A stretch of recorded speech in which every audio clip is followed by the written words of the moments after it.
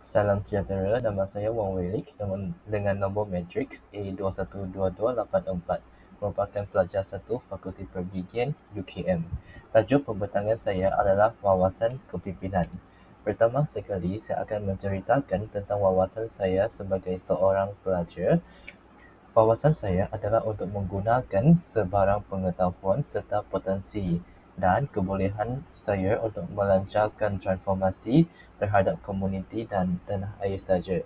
Sejak 2021, saya menggunakan platform sosial media saya iaitu Telegram dengan nama channel Study Spaces dan TikTok untuk berkongsi sebarang pengetahuan, sebarang nota, motivasi serta lain-lain untuk membantu para pelajar SPM untuk mendapatkan keputusan akademik yang cemerlang. Dan saya akan teruskan wawasan ini pada masa hadapan dengan memberi fokus terhadap kesihatan mulut. Saya akan menggunakan suara saya sebagai seorang doktor gigi untuk memberikan kesedaran kepada masyarakat tentang kesihatan mulut agar komuniti saya dapat mencapai kesihatan mulut yang lebih sihat dan baik.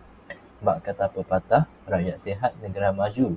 Secara tidak langsung, rakyat yang sihat akan sentiasa bertenaga untuk mengajak paradigma dalam apa jua keadaan. Dan ini merupakan wawasan saya. Seterusnya, saya akan menceritakan tentang sifat-sifat kepimpinan yang saya miliki. Pertama sekali adalah sifat integriti. Sebagai contohnya, integriti yang saya dapat memberikan adalah integriti dalam membuat keputusan semasa menjadi biro disiplin pengawas sekolah agar keputusan yang dibuat adalah sentiasa adil. Dan contoh yang lain adalah Al-Amin menyelesaikan masalah dengan meletakkan Hajarul Aswad.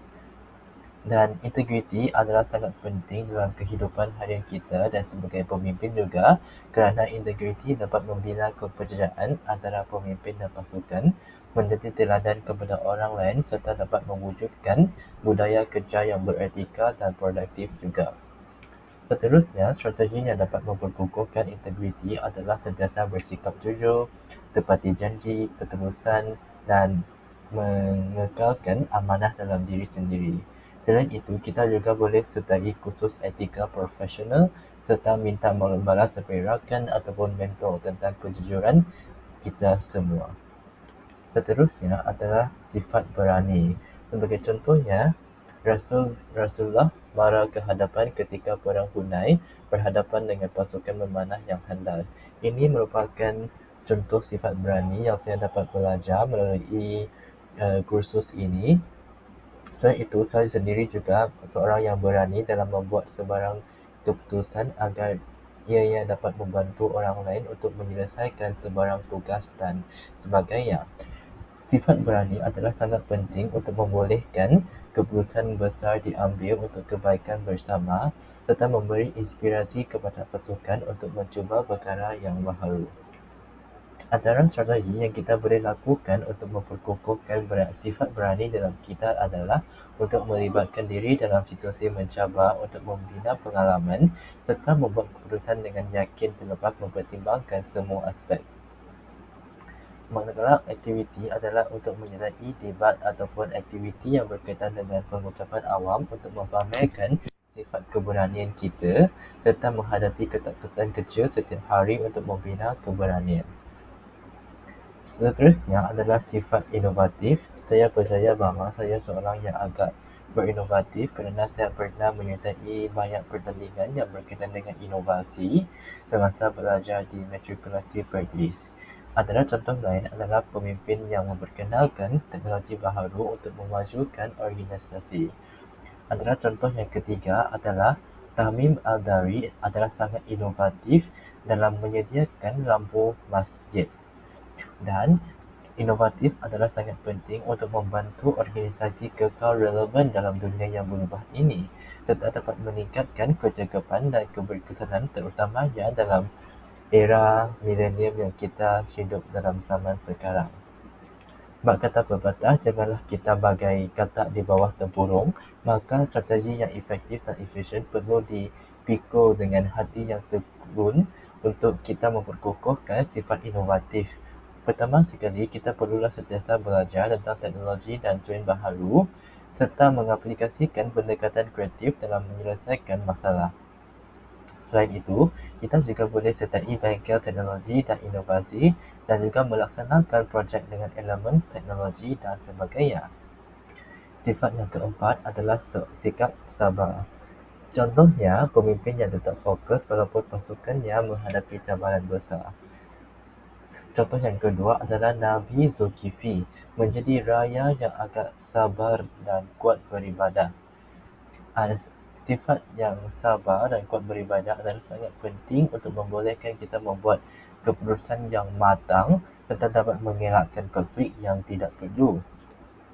Antara strategi yang kita perlu lakukan adalah untuk memperkukuhkan sikap sabar adalah latih pengurusan tekanan melalui meditasi ataupun senaman, ambil masa untuk memahami isu sebelum bertindak, amalkan kesabaran dalam situasi kecil setiap hari. Aktiviti untuk memperkukuhkan adalah membaca buku tentang pengurusan emosi dan menghadiri bengkel. Dan sifat yang terakhir yang saya akan menceritakan adalah hikmah. Saya percaya bahawa saya merupakan seorang yang agak hikmah. Sebagai contohnya, saya pernah mendengar semua pihak sebelum membuat keputusan penting dalam membuat sebarang projek ataupun berada dalam kelab-kelab dan sebagainya. Selain itu, contoh yang boleh diberikan adalah hikmah yang boleh kita tengok dalam perang Uhud yang berlaku dahulu. Antara kepentingan hikmah yang saya boleh katakan adalah membolehkan keputusan strategik diambil untuk kebaikan jangka panjang serta dapat memberikan inspirasi kepada pasukan melalui pendekatan yang adil. Antara strategi yang kita boleh lakukan untuk memperkukuhkan hikmah adalah mendengar pandangan daripada setiap pelbagai pihak, tidak kira latar belakang, serta belajar daripada pengalaman pemimpin dahulu. Selain itu, kita juga boleh menghadiri seminar berkaitan dengan kepimpinan bijaksana serta menjadi mentor kepada individu lain juga. Seterusnya, antara tokoh-tokoh yang saya dapat dijadikan idola adalah pertama, iaitu Tunku Abdul Rahman. Tunku Abdul Rahman merupakan seorang yang agak sabar.